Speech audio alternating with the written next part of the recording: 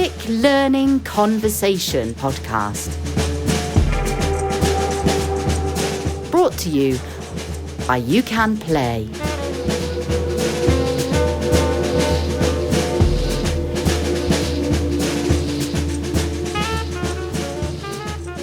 Welcome to the Music Learning Conversation podcast. My name's Jonathan Savage. And my name is Andy Scott. And we are your hosts for this new series of podcasts exploring all aspects of music and learning. Each podcast features a guest and some new music as well. But before we introduce our first guest today, given that this is our first episode, perhaps we ought to introduce each other first. So, Andy, tell me a little bit about what you do and why exploring music and learning is of such interest to you. Thanks, Jonathan. It's exciting, isn't it? Yeah. The first one. The question. I'm a musician and I was brought up in a family of musicians, so music has always been there. But what I find about it is a journey. It is exploring all the time. I think that everybody it sounds a little bit cliche, but that thing of like there's always something to learn, I think is so true. Music is absolutely massive and a magical world. So it's just nice to be a part of that. Obviously, you've got to balance up the practicalities, and I'm sure we'll get into that with various guests over various episodes. But it's a privilege, really, for me to be part of this sort of world of music and the people you meet and the experiences you have. So, just an ongoing journey, really. Jonathan, what about you?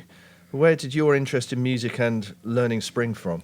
Well, like you, Andy, I think I had quite a traditional classical music training as a pianist and a percussionist. And that was fine, and I really do appreciate many aspects of that. But in the early part of my 20s, I was challenged in two ways, I think, to really reflect on how I had learnt about music myself. And one of those was through meeting a community musician in my postgraduate teaching qualification who came into the university and really introduced us to a new way in which you could explore music, which didn't rely on all of the traditional skills that a classical musician has. And that completely blew my mind. And I'm very much hoping that we might be able to talk about those alternative approaches to learning and music, which come from the community music side of things. So that was one important episode in my life. And the second one was the time I spent working as a PhD student at the University of East Anglia, where I spent a lot of time watching and listening to composers working in the studios at the university and thinking about how they were composing with technology and how the approaches to technology in that setting could be transferred across to the classroom setting where I was teaching in a school at the time. So my interests have always been in the work of professional musicians and professional composers and thinking about how they engage with music, and then how can we learn from those to develop approaches to the teaching and learning of music. So I think those are two things that have really impacted in my life. So in a way, I guess both of us, in very different ways, are exploring. Yes. We're exploring music and everything that's sort of going around music. Yes, I think so, and that's why I've been so interested in what you've done as a musician and a composer over the years, and been able to enjoy working with you on different projects, which we can talk about maybe in future episodes. So each of the Music Learning Conversation podcasts will feature a guest, and together with our guest, we will explore their knowledge and experience of music and learning. And today, we are delighted to welcome Rob Cope to the Music Learning Conversation podcast. Rob is a freelance saxophonist and teacher. He's studied at Chetham's School of Music, the Royal Northern College of Music and the Royal Academy of Music. He performs regularly with big bands and orchestras, as well as teaching the saxophone and piano here in the northwest of England. Rob is also well known for co-hosting and producing the Jazz podcast. That's the way he says it. I would normally say the Jazz podcast. The Jazz podcast, which will be celebrating its 200th episode in the coming week. Rob, many congratulations on 200 podcasts, and welcome to our Music Learning Conversation podcast. Hello, thank you so much for having me. This is wonderful. Well, it's wonderful to have you here. And the thing is, there's such a sort of body of work that you've created and different musical areas you're involved with. We're kind of focusing on 3 of those just for today. And the first one is called Gods of Apollo. Obviously, I can give some details about that, and we'll listen to a little bit of music. Maybe we listen to the music first. Let's do it. Apollo 11, this is the launch operations manager. The launch team wishes you good luck and Godspeed. Thank you very much. No, it'll be a good one.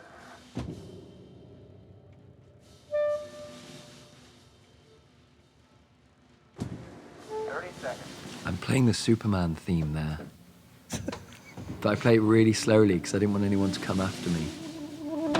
That very first bit. Yeah. It's all Superman. I can hear it now you mentioned it. Couldn't resist.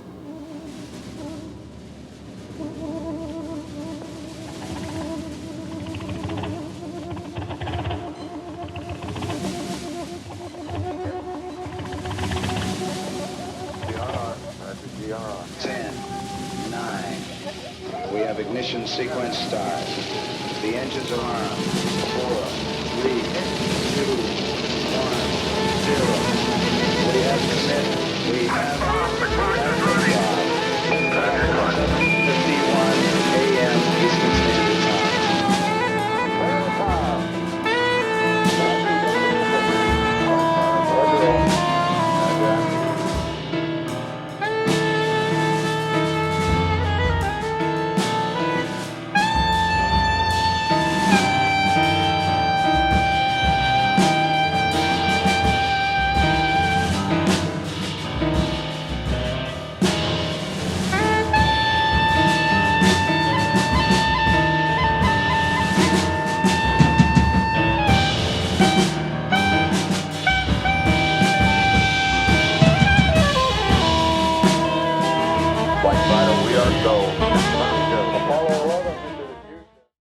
Yeah, absolutely amazing.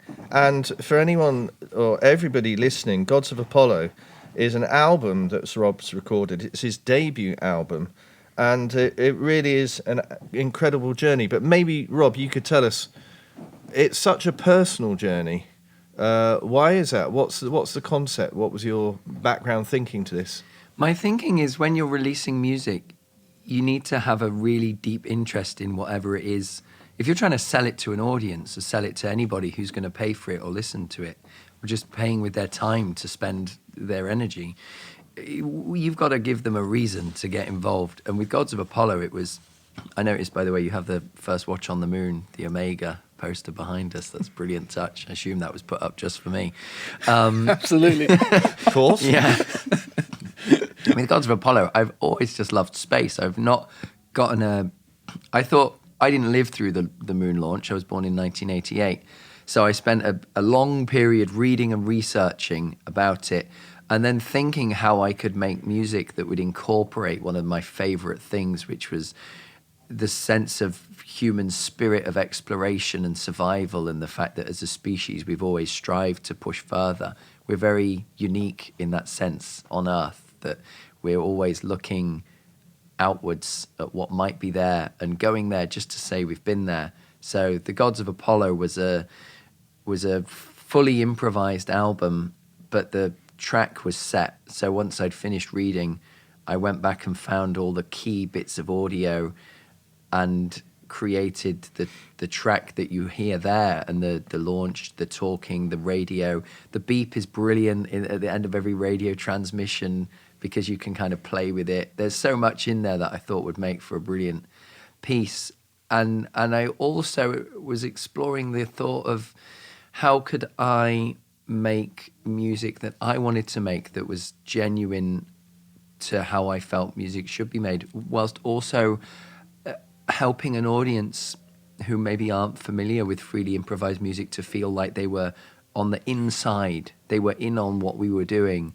And the audio allows that. You can hear the rocket lifting off. You can hear like we're clear of the tower, and the build of the music reflects what we can hear, and that track runs all the way through to the moon landing. People can hear that, and then they can understand the context of what we were playing, which I felt was really the goal. And absolutely. I mean, the whole album uses this archival NASA audio and travels from the first man-made satellites in 1957 through to the final moon landing in 1972. Now, some people will be thinking, musicians and non-musicians listening to this, well, okay, you've got that audio. How are we going to improvise around this? So I suppose the first question, I mean, you've got some fantastic musicians with you, Elliot Galvin on piano, John Ormston drums, and Rob Luft playing guitar. Why did you choose those musicians?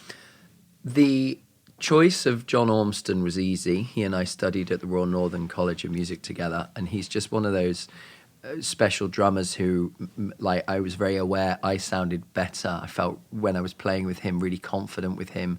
I know how he's going to play. I also knew that he would be in this school of thought that I had of something being truly improvised. I didn't want him to be able to fall back on anything I'd ever heard before. Elliot Galvin had been, I'd first seen him at the North London Tavern in Kilburn, and I was just taken aback by how prolific his improvising was. And I've heard him play standards gigs and duo gigs where he sounds so like he can play so conventional and deal with functional harmony so well. That's like standard chord sequences we see all the time. But then he could also, like, I'd go to his house and we'd grab a coffee and he'd get a little toy piano out and just like play around on it. And he just loved sounds, and that really got me drawn to him. And then with Rob Luft, I heard his first album, Riser, and I was just completely blown away.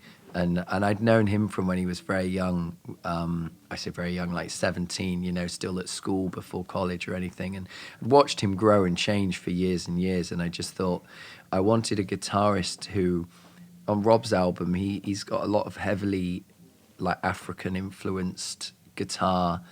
And I thought how melodically he plays and the tradition he plays in, I wanted it to be placed in my world and see, like, you can hear him again with the sounds in that launch clip. There's a lot of like scratching and it's like strumming, but there's no particular note coming. He's very good. These guys, they're all very good at noise as opposed to like chords and notes as well, No, absolutely. And I think the combination of the instruments and what each person can do, as you're saying, on their instrument, having the guitar and the keyboard and the way John plays the drums and yourself, all very, very strong players. That much is obvious. And then maybe you could quickly tell us about, or not quickly, but maybe you could tell us about when you recorded it. I mean, did you do a couple of takes, or did you do it in bits, or did you want to get the whole sort of album down in one sort of without editing, if you don't mind me asking? I'd love to Musician tell you, secrets. I'm really I shouldn't proud. have asked that. No, I'm delighted you've asked me. There's two schools of thought going on here. First of all, contemporary jazz and our own music, it very rarely makes money. So I was thinking that I would try and do the album in a way that wasn't going to be really expensive. So I booked the studio just for 4 hours. And I wanted the musicians involved. We'd never played it, the four of us. We'd never played it with Rob Luft. John Ormston had played it before. Elliot Galvin had played it before, but never with Rob on guitar. And we hadn't played it for a year or so. But I love danger more than anything. So we spent the first 2 hours, bought them lunch. We had some coffees, like set the mood as relaxed as possible, and left the studio empty. And the piece is 46 minutes. So I went in and set up when there was only 1 hour to go. And I said to John Merriman, the engineer, who is an absolutely remarkable man, does a huge amount in Morden and with his community. John was recording, mixing, mastering. I asked him if he would press play on the track and then just let it go. And no matter what happens, no matter what you hear, do not stop for anything. Wow. And then I said to the guys, right, we've got 60 minutes and it's 46 minutes. And I wanted them to know that we weren't going to go back or edit. We weren't going to do takes. We weren't going to keep putting it in, because then, and it's how I believe that improvised music exists best on a record, is that you try to recreate how it would have been live, and you try to let the audience see that photograph of that moment. So with all that danger involved, off we went. And I think you get the sense on the album. I do. I mean, I was there. But the feeling that everybody is really listening and taking risks and living on the edge, because I know, like, there's no going back. We're not doing this again. Yeah. You know, that was a deliberate tactic, and it saved me a lot of money too. That reminds me a little bit of if the sleeve notes from Kind of Blue are to be believed. Miles Davis sketched out the outlines of the pieces the night before and went to the studio the next day, and the musicians on that album hadn't seen the fragments prior to the recording, and it was done, if not in one take, certainly in a day. Yeah, it depends what you're trying to achieve, and with that album, what the effect is just so much character, so much feeling. When I listen to Kind of Blue, I know everyone probably sees it differently. I imagine the room and the mics and everything about it as if I'm there, you know? You listen to the audio, but your mind, like reading a book, it creates a visual for you. And I think a very characterful album is really amazing for that experience. Yeah. Just a quick follow-up question, if that's okay, just about the way you conceive of composition and improvisation and the overlapping of them as activities, because clearly there was some compositional activity that went on in the way that you drew together the ideas for this album and selected the audio and selected the themes and the various narrative that you wanted to work to. And then, of course, the fully improvised, free performance aspect of it in the studio that day. How do you see those two activities and their interrelationship? My relationship with that piece specifically was to have as much knowledge as I could about the context of what was happening, and to give the band, we all play with a timer so they can see what's coming, and we have a script of the events and what times they are. So you're playing one thing and you know it's 3 minutes until the next event, and so you can shape your playing in that way. I gave the band a lot of very specific emotions only to be the successes of, say, that clip of the launch of Apollo 11. There's a very dark 3 minutes called Flames, which reflects on the deaths of 3 of the Apollo 1 astronauts who died on Earth on the pad in a fire. And I didn't want it to be a sort of glorified portrayal. I thought it'd be good to be honest and balanced, even though it's kind of really... Even I find it quite difficult to listen back to. Some of the audio is really quite horrible. But it happened. It's the truth. And history is instructive. If I leave it out, then those mistakes, well, someone will make them later on, you know. So the band have emotions to go off of. But then with that situation, I'm thinking anything I write won't be as good as what they will play. So I gave them a lot of structure, but no specific notation whatsoever. And then you choose musicians wisely who you know are going to understand the kind of sound that you're trying to create. And then, I mean, the fifth movement, Magnificent Desolation, is 8 minutes of solo piano, and Elliot plays completely alone, and there's just the buzz. It's supposed to be a love letter to Buzz Aldrin, who said, whilst looking out on the moonscape, magnificent desolation. And everything Elliot plays is remarkable, and there's nothing I could possibly write. So the answer is know your strengths and know when to let other people shine. And boy, does Elliot shine if you give him space. Yeah. And the importance of those really strong personal relationships with the musicians that you're working with. Without that, you're kind of doomed, aren't you, in that way of working, I guess. Yeah. The only thing I need is a absolute trust, unshakable trust, especially the way I wanted to record it with an hour spare to do the piece, was to trust them that I could put them in that environment and that they would thrive and they would love it, and that it wouldn't create a tension. You know, it was a very deliberate tactic. But the reason I did it is because I trust them completely. When I said, guys, let's go, don't stop, I know, barring any severe medical situation, there's nothing that would have made any of them stop. So it's just trust. Yeah. Absolutely. And I think that is quite a good sort of point going on to the sort of second section, if we may. Unless there's anything else you want to tell us about Gods of Apollo. I'll tell you one thing that I think we could probably cover in great detail, but let's move through it quickly. The fun of Gods of Apollo and having a soundtrack only and a freely improvised score is I played it a lot with students as well, with kids especially. Like, you know, primary school, play bits of the track, and the kids want to improvise and explore, and they don't want to learn their instrument and just learn like the beginner notes. The first thing they want to do is try everything, press every button, and I love putting bits of it on and to say like, well, how would you feel if you're going to the moon? How can you play in a way that reflects how you might feel? Because that's really the essence of all music. Everything after that is building on that idea of how do we feel, how can we make a sound that reflects that feeling. Kids have got a long-standing fascination with space, haven't they? And we're in a studio here in the UCan studios, which is full of artwork from the Star Wars films. Yeah, it's brilliant. I hadn't thought of that, but kids come into here and look around and go, oh, wow, cool, Star Wars. And it's like, there's this an abiding kind of interest in that. So I could see how inspiring that would be from a teaching point of view in a classroom to have that material available. Yeah, and also if it's, young kids who you're giving them that opportunity without them really knowing what it's about, but there's something that connects. And so many people, maybe when they're a bit older, have sort of hang-ups about improvisation. I suppose what I'm talking about is musicians that might have been trained and have always had the notated, the sheet music in front of them, and you take that music stand away suddenly, and it can be panic stations. Yet you can do this with primary school students, fire their imagination, and they're improvising with you. It's incredible. Yeah, I have I really believe that students should have access to everything you're doing professionally. There's nothing I'm doing professionally that's like, you're too young for this, you wouldn't understand.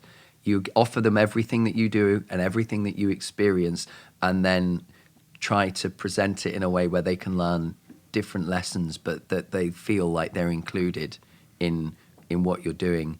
And if you create that trust between yourself and your student early on, that they can improvise, and there's nothing. Elliot played with me once at the Vortex on the first night. They just spent, I think it was about £18,000 on a new grand piano, and we were playing some freely improvised music, and he snapped one of the strings. He was hammering the piano, like really getting into it, but creating an environment where it's you want the students to know that they can do anything, and that you're not going to be like, oh, what are you playing that for?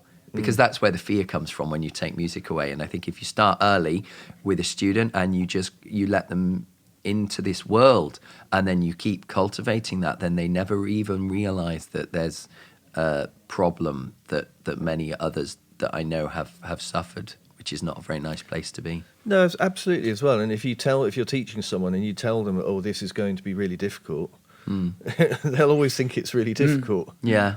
It's like scales, Yeah, absolutely. Different key signatures. But just very briefly, kind of rewinding to the beginning of the conversation about Gods of Apollo, you mentioned a few times, I noted the audience and their perspective of this. And I remember coming to hear you and your group play this at Manchester Jazz Festival, and it was quite an incredible experience from an audience point of view. I think it is because, well, it's the space in the music itself as well, and it gives you time to think. So you're listening, but there's kind of a lot of thinking going on. That's what I found. Not analysing, saying, oh, what's that interval or chord, but just broader thinking, I found. And so the actual space in the music, I know it's dense as well, but what was your take on when you mentioned audience before, your conceptual approach, thinking about the audience? First of all, the space, I appreciate that comment very much, because on the album, I think I only play about 15 minutes. If you add up the time, maybe less. Playing something and then leaving a lot of space for that statement to be reacted to or experienced, that's the fun. And if you don't leave any space, there's nothing that can come back. There's no space to think, like you said, or to reflect on what you've heard. And it's a real journey. And that Manchester Jazz Festival concert you mentioned was a really great experience of having the audience and, again, letting them be in on it. Like a lot of the people that were at that festival, they know of the moon landing, even if they haven't experienced it, and it's not supposed to alienate anybody. So if you're alive or not, it'll make sense. If you don't know anything about the history, it's chronological, so it'll actually teach you as we go. But what I enjoy about those concerts is people who, I guess, we're presenting something that's quite unusual, and I'm always surprised by the positive reaction it gets to that kind of music, which can be inaccessible, but when offered in a way with the context of the track, it can really help. Yeah, fantastic. And a couple of links. We've got Manchester Jazz Festival, we've got improvisation. The second example out of the three we're talking about with you today is a piece called Mancunity. It's actually something that I wrote and was commissioned by Manchester Jazz Festival, and it featured a 12-piece band, as you know, and going back to what you said before about trusting musicians, I was able to invite different musicians along, including yourself, including Josh Savage, who's actually here in UCan studios today. And Producer Josh. Lots of different musicians. This excerpt features a stunning bass clarinet solo from Rob Cope.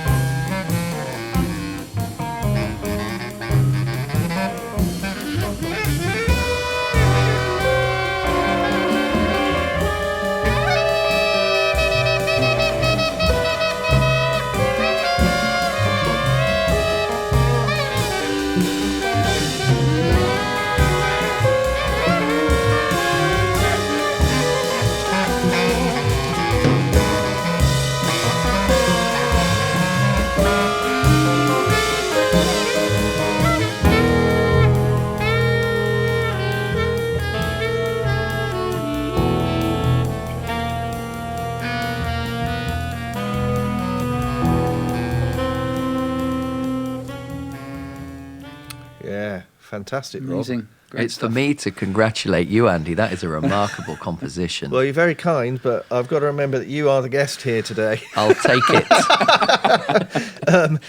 The reason I chose that little bit and that solo is because at the time, I had this feeling that has remained with me, even hearing it then, that I've written down here, true improvisation. And whatever that means. But it doesn't sound as if you're kind of reading chord changes from a page, and it just sounds so natural and organic. And I'm just wondering if you can remember that session, because just for context for listeners, we recorded that together as the 12-piece band just before lockdown started, and we filmed it as well. But there were no overdubs, so the solos, they weren't overdubbed later. That was happening as an ensemble, as a group. But yeah, can you remember much about it, or what your thinking was when you were playing? Absolutely. I first of all agree that it's every musician has the right to choose how they're going to improvise, of course, on especially a controlled studio setting. But for me, to overdub solos later, maybe what you gain in a certain cleanness or control, you maybe lose in energy. And as you say, with true improvisation, it's all about like improvising. And what strikes me listening back that I felt at the time, I play maybe two notes, and it's a deliberately not very clean approach to bass clarinet. I'm trying to sort of ring the instrument and play it like it's an electric guitar. And Nick Svark, who's playing electric guitar, is giving it back to me, copying a lot of the sounds so brilliantly, but never mimicking. He's like interjecting and playing so in a way that he's feeding me so many great ideas, and he's listening so much, and I'm just like feeding off what he gives. And Dave Hassell's playing kit, and he's doing the same. He's there. the best musicians are giving you so much help. They're offering up so much to you. Do you want this idea? Do you fancy this? Yeah. Have a try at this. And all you have to do to be involved in that is listen to it. But it comes back to trust again. You've put me in an environment where I've got a solo where those two are the source of my inspirations at that point. So it was easy to just... How it feels to me and how it felt at the time was a bit like holding hands with Nick and Dave on the top of a building, and only one of us is wearing a parachute. And the three of us, I go, if I jump, will one of you jump after me? You know, and you just leap and you play some things that you think, I'm putting that out there and let's see what happens. And then, of course, they're right there to catch you and save you. And then you're like, all right, let's go. You just want to make something of the moment. Yeah, no, that's fabulous. And it's, I was going to ask you as well, in terms of improvisation, various tutors that you've had, because, you know, this podcast is about music, it's about learning and education in turn. So, and Jonathan was saying when he introduced you about Chetham's Royal Northern Royal Academy, are there any little moments, say with Stan Saltzman, for example, at the Royal Academy, talking about jazz and improvisation in some lessons or outside lessons that stay with you or you might use in turn with your students? Yeah, funnily enough, one of my really strong memories is of a lesson with you in my first year. I came into the room and you had your laptop open. You were composing something. Now, this would have been in 2006, so I think it was just a year after Sacks of Gold. Don't know what it would have been because, anyway, you could have just shut the lid and been like, time for your lesson. But instead, you're like, I'm working on this, come and see what it is, which is a lot of that approach that led me with my students to think like, it's not about what I'm doing is finished and now it's them. Like, I remember you sort of showing me the screen and what you were doing and compositional ideas, you know, and then like that was really, really exciting as a student when you feel like you're being allowed into something that's like a very like, oh, wow, this is actually how Andy works. This isn't how he's teaching. This is it. This is the real stuff right now. You kind of cling to those opportunities as a student. And I remember Stan Stan Saltzman, you mentioned, when I called, the way it worked when I was studying, you would call your tutor and organise the lesson times over the phone. And I'd said to Stan, I was about 22 when we met, oh, would you like me to come to your house? Do you want to do the lessons at college? And he just said, why don't you come round, we'll have a coffee and we'll listen to some records. He's like, that's the education. You know, he's giving me clues. Stan's in his 70s. He's quite an old school style of educator because a lot of the way he learned to play was on cruise ships, and by doing, he studied classical flute at Royal College for 2 years before abandoning the course because he could go and make money. So I'm learning from somebody who's learnt by doing, and he's showing me the answers. We'd sit, coffees, he had a lovely record player, and his cat would sit on top and watch the record going. And we'd listen to Miles Davis. I remember we'd listen to Solar, and Stan would be like, how does that make you feel? How do you think about the way they're approaching it, improvising?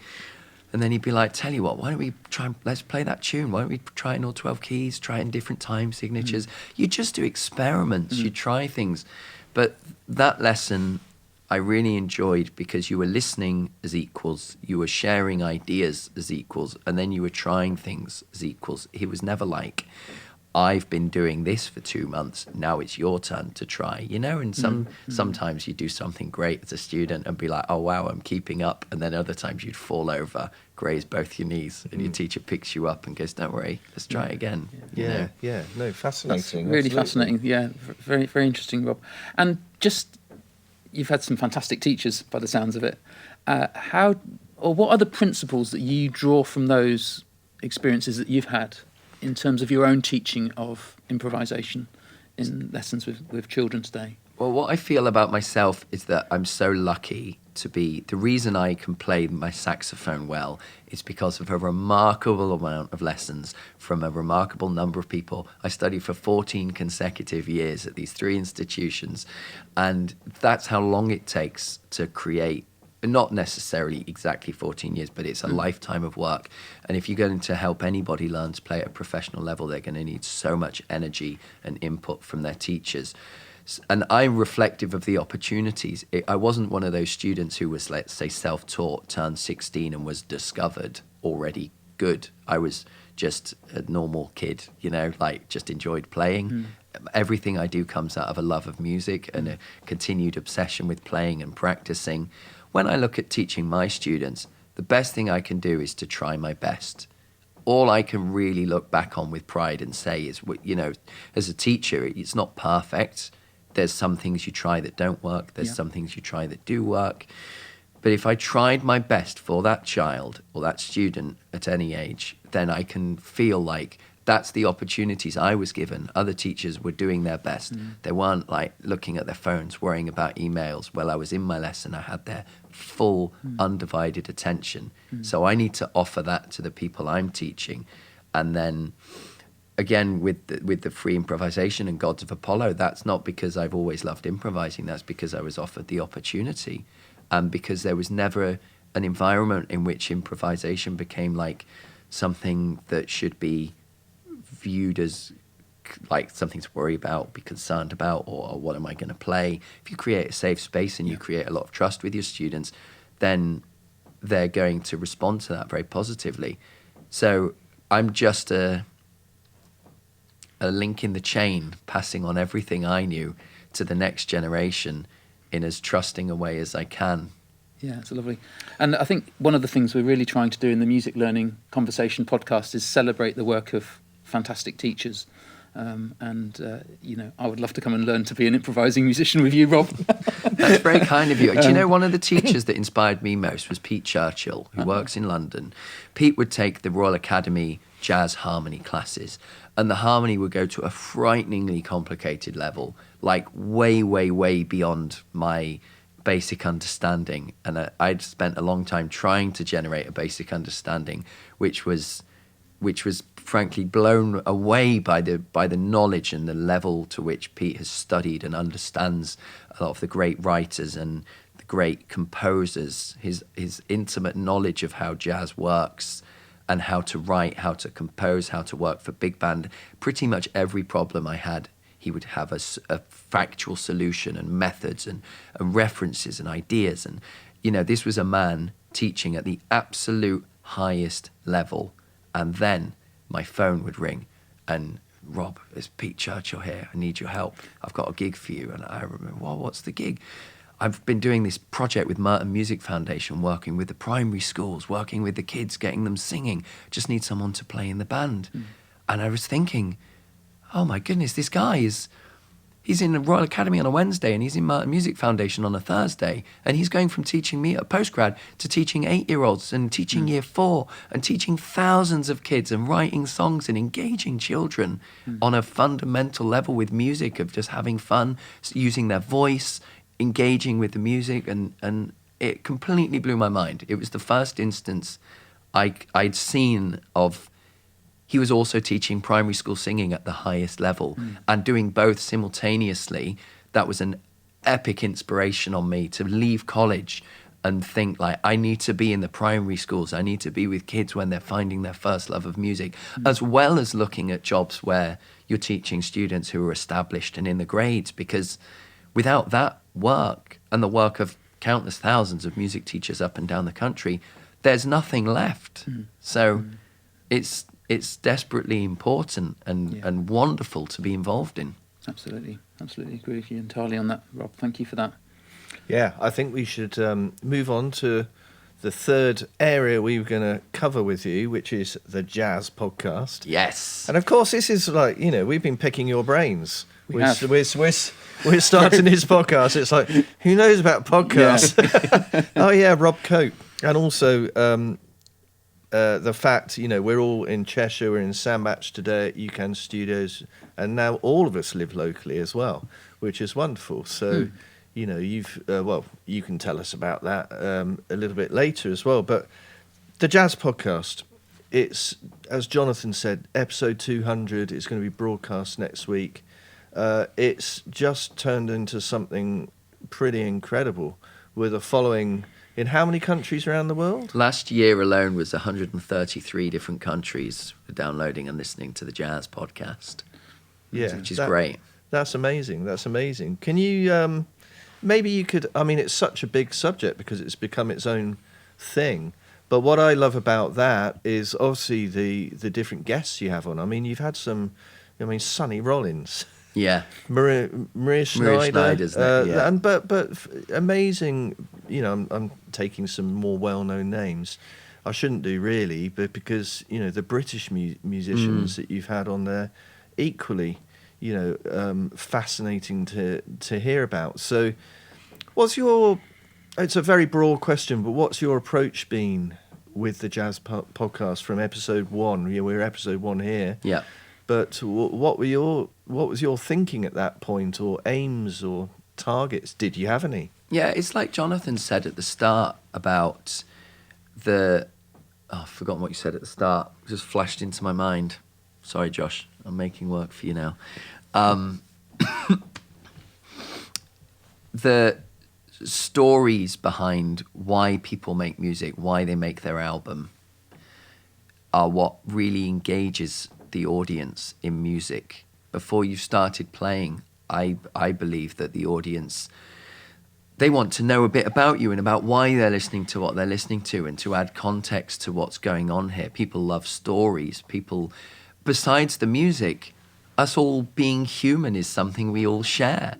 And sharing like common anxieties and worries is a very leveling feeling. I wanted to create a show that felt like the audience was in the room. So I'm with the guest, but the audience is in it too. They're not watching from afar. They're a part of it. They can talk along to the show. They can share their feelings and worries. And so I started with Loz Garrett, episode 1. Loz is very kindly, for a lot of people, help them with their own mental health struggles, because he suffers from depression and wrestles with it, and often publicly, which is very beneficial to others to hear. But I wanted to start the show off on a foot of we're like a digital community helping each other to survive. It's not about interviewing people so they can tell us how many gigs they've got and how many tour dates they've got, and that I wanted to be very honest and real about what it was to be a musician. And also, jazz on the radio is sadly diminishing year after year. And it was a case of thinking, well, rather than waiting for a job to come up, rather than waiting for somebody to come to me and ask if I'll host their show, and we've got a radio, we've got this many listeners, I thought, if you can find a problem that you think isn't how you want things to go, the best solution is to just do it, do something, whatever it is, how big or small. And I thought, well, you know, if I take matters into my own hands, start a show, people can come on and talk, and it's for everybody. We never say no to any guest who has to come on. Like you say, we've had some big names, but we've also had some great shows. One that springs to mind is Emma Bassett, who plays on the West End. She's a trombone player. She's not really in the world of jazz on a weekly basis, but she played some great big band gigs over the years that I've seen. And because she's not so widely thrust into the spotlight of the media, her show is one of the most downloaded of the year, because people want to know about the reality, not the kind of Instagram, you know? Yeah, absolutely. If you build something and you create it consistently and you do your best, I think it's surprising how much you can achieve. Because with the jazz, you mentioned the great British musicians we've had on, and there are literally hundreds who've helped me build the show into the status that it now has, which meant about a year ago today, I was thinking, well, given the scope and the scale of what we've done, this time last year was 143 episodes. We'd turned 5 years old, and I thought, well, why don't I ask Sonny Rollins, who's the most famous living jazz musician, and what's the worst he can say is that he's too busy. But I've built it to a point now where he might say yes. So I went on his website and just clicked contact me, wrote him, "Dear Mr. Rollins, you don't know me, I'm an English guy and I'd love to talk about jazz and I love stories. Is there any chance you'd come on the jazz podcast?" I just asked him, and his manager sent me a lovely email back about 2 hours later. I've spoken to Sonny and he'd love to come on the show. Ring him at 4 p.m. on Friday. Here's his landline. Oh, that's incredible. Yeah. Yeah, and I've listened to that jazz podcast with Sonny Rollins. It's absolutely fascinating. So, congratulations to you. And thinking ahead to next week, episode 200 of the Jazz Podcast. Congratulations from all of us. And I have to say, just wrapping up this sort of first interview, we couldn't have wished for anyone better, Jonathan and myself and Josh there, for anyone to come on and, chat to. So thank you so much for your time. I've loved every second. Thank you, Jonathan, Andy. It's been a real pleasure. Thank you so much, Rob. Finally, on each episode of the Music Learning Conversation podcast, we're going to feature some new music. Today, we're featuring a track from Claire Cope and her Ensemble C's debut album, Small World. This track is called A Day in a Life, written by Claire, and it features our special guest today in this first Music Learning Conversation podcast, Rob Cope, taking a storming tenor sax solo. Yes. Absolutely looking forward to this. Small World was recorded at Temple Studios with Justin Hill and Tim Redpath, mixed and mastered by Rob Buckland.